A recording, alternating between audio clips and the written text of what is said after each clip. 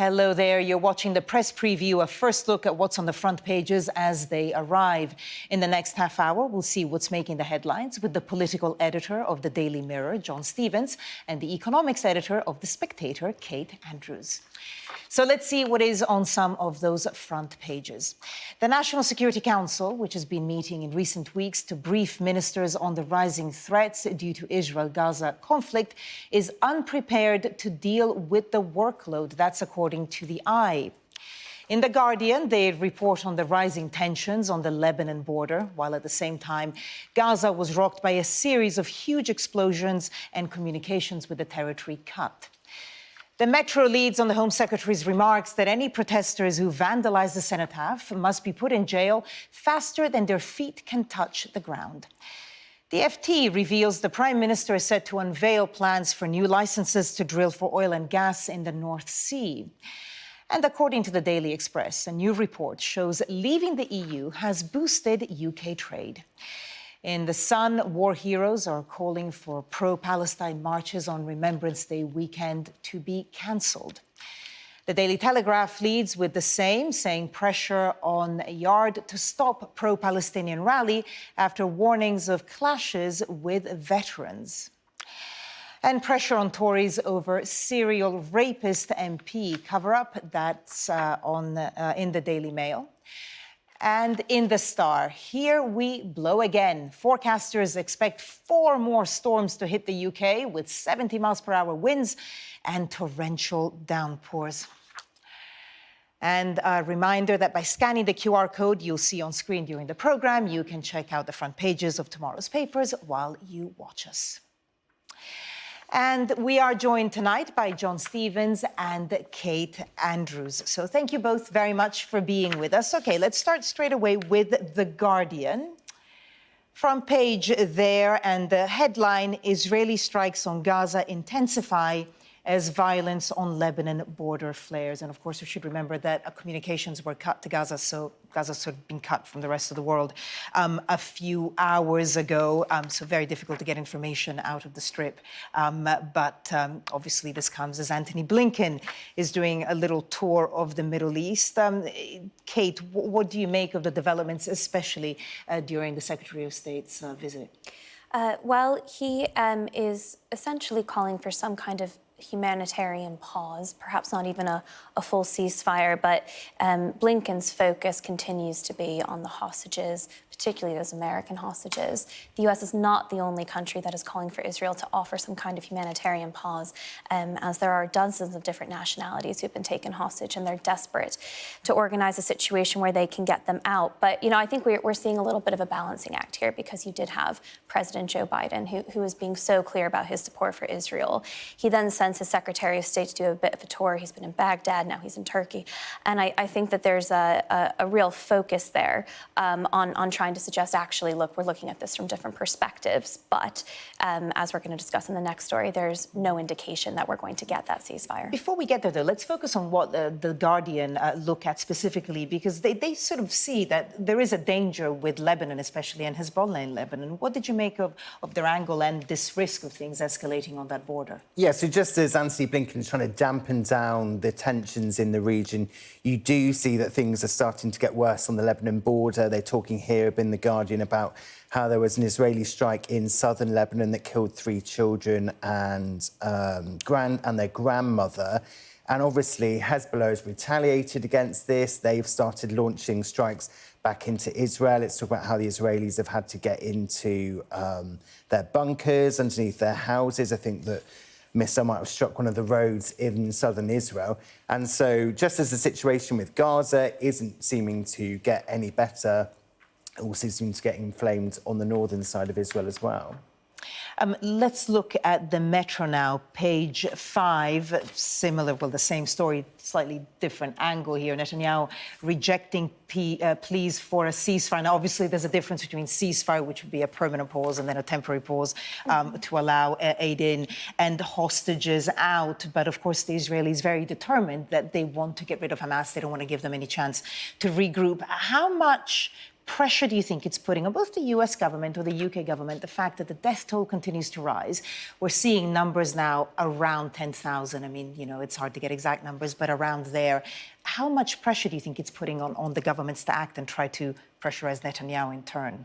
Well, I think we have seen a slight change in the position of the US. Obviously, you've got Antony Blinken there calling for this humanitarian pause, not calling for a permanent ceasefire, but saying that we need to see some sort of end in fighting so the aid can get in and the hostages can get out. So I think you have seen that there has been a slight change in position. Keir Starmer in the UK, he's been calling for a similar thing, these humanitarian pauses, that I think it does get extremely difficult for the government to stick to the line they did have when you see so many civilians, including lots of children, dying in that area. I agree. The BBC is reporting that tonight might be the most intense bombing that we have seen of Gaza since this conflict escalated, and it is impossible to ignore that. But I think the real pressure is on Israel. I mean, obviously, countries like the US and the UK do not want to see the region flare up anymore. That could be quite detrimental to those countries. But ultimately, the pressure right now is actually coming from countries like the US towards Israel to say, we need you to take a brief pause. And that's where you're really seeing this tension, because Netanyahu has not signaled whatsoever that he's willing to take that pause. And there is a lot, because really it's only the US that has any kind of sway over Israel. And it's interesting. I mean, Biden obviously is not going to force Israel to do anything. But I don't remember other US presidents using even that kind of language that he has used, trying to convince Israel to stop, even in previous conflicts between Hamas and Israel. Do you think that there is a slightly different sense to this war in the US? Not at the moment, I do. I mean, politically speaking, I think the Republicans and Democrats are more or less united on this front. They're not on Ukraine anymore, but on Israel, it certainly seems that there are. And the U.S. has tried to play negotiator between the two sides for a long time. So I don't think it's particularly unique, but I think Blinken is being used. I don't mean that in a bad sense. I just think he is quite a convenient tool right now to indicate that the U.S. Does recognize the nuance in this situation, but it is one that Joe Biden still, is going to be pretty firm on one side. Let's focus now closer to home. The front page of the Metro.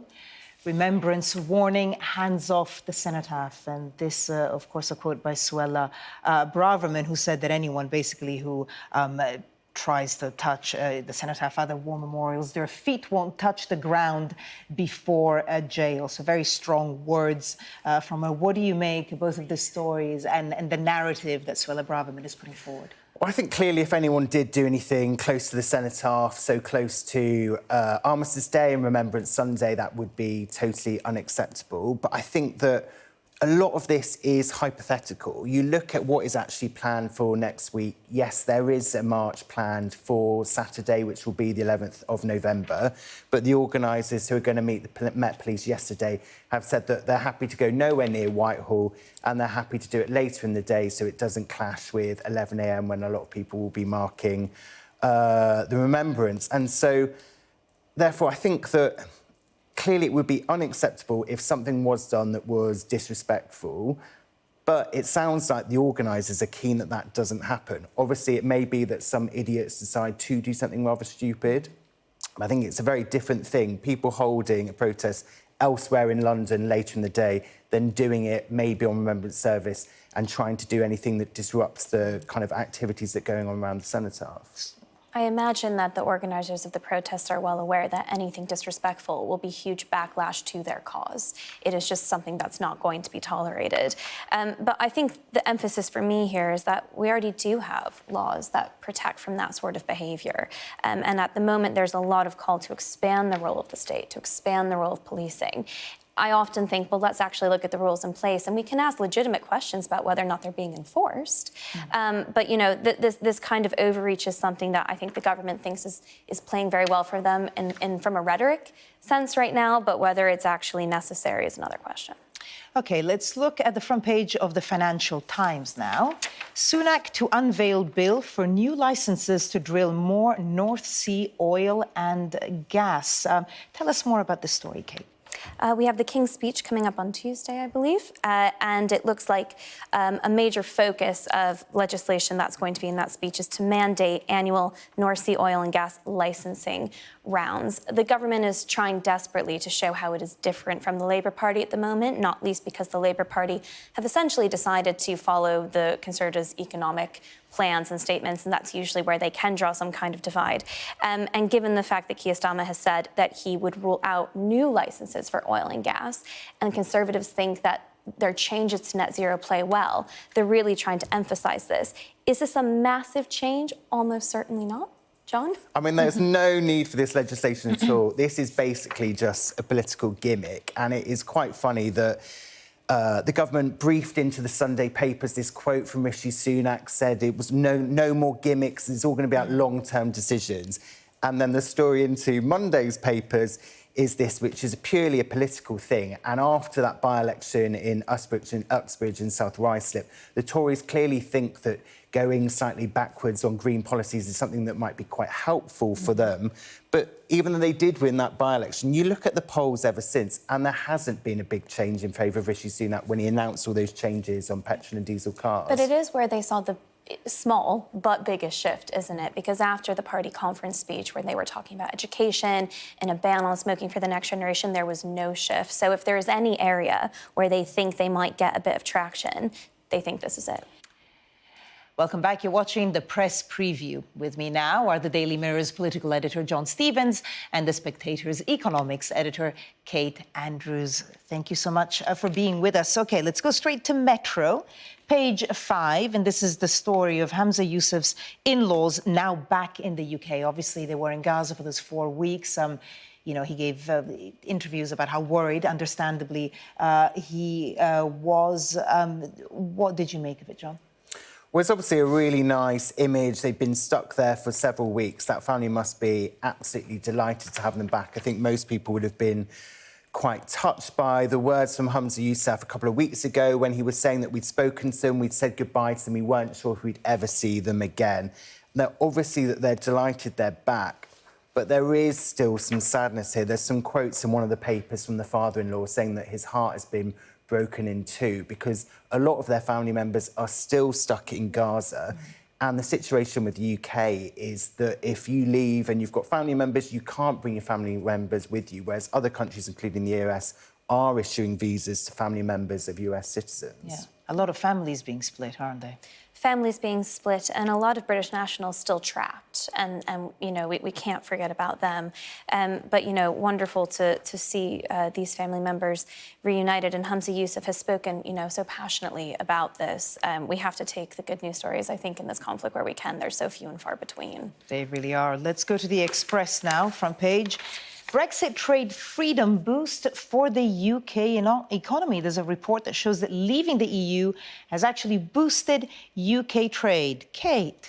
So this is a paper coming out tomorrow from my old think tank, the Institute of Economic Affairs, which is reporting that despite what many people claimed would happen, exports and of goods and services to the EU and non-EU countries have risen significantly since Brexit. And the Business and Trade Secretary, Kemi Badenoch, has decided to pick up these numbers and include them in a keynote speech tomorrow, really trying to paint that optimistic version of Brexit. And we have had a lot of revisions to a lot of figures over the past few years, particularly growth figures.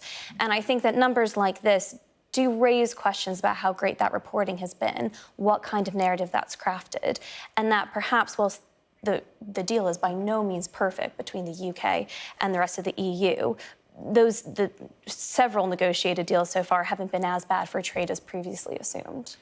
I think, though, if you look at the quotes of what she's planning to say tomorrow, she says that the UK, she says that she wants to talk up the economy, which she says is thriving. I think that most people at home will be wondering if the economy really is thriving. You don't think 0.2% growth is thriving, That's John? booming. We're really going for it. So I think that fine. Yeah, Brexit may not be as bad as some of the warnings would be, but the idea that our economy is thriving at the moment is just not reality. I guess the question is, though, is it due to Brexit? Or not? Well, exactly. And I would argue one of the best things about Brexit is that it's much harder to point the finger at Brussels now and blame Brussels. Questions about growth in the UK go to Westminster now, and it's not going very well. OK, let's go to the Financial Times now, front page. It's about Elon Musk. Musk enters AI arena saying chatbot Grok will answer spicy questions. John, what are these spicy questions? Oh, I don't know. I mean, the name Grok just sounds absolutely awful. The idea that some AI bot that you can ask these spicy questions to, like you're some teenage boy in your bedroom. I mean, it just like sums up Elon Musk all in one thing. I mean, he was tweeting today saying, or Xing today, saying that it's going to have this rebellious streak. It's got a sense of humour. It's going to answer your questions with a bit of wit. I mean, let's wait and see. Let's see if kind of sarcasm and humour really have infiltrated this AI machine. On the whole, I think more competition in this space is a really great thing, and I'm pleased Elon's throwing his name into the race. XAI is what it's called. But I think there is something interesting here. So at the moment, the AI developers, especially around these chatbots, they all have different opinions about what kind of information it should provide if the answer is not certain. And a lot of them have been very cautious so far. They just won't give you the answer if they're not sure.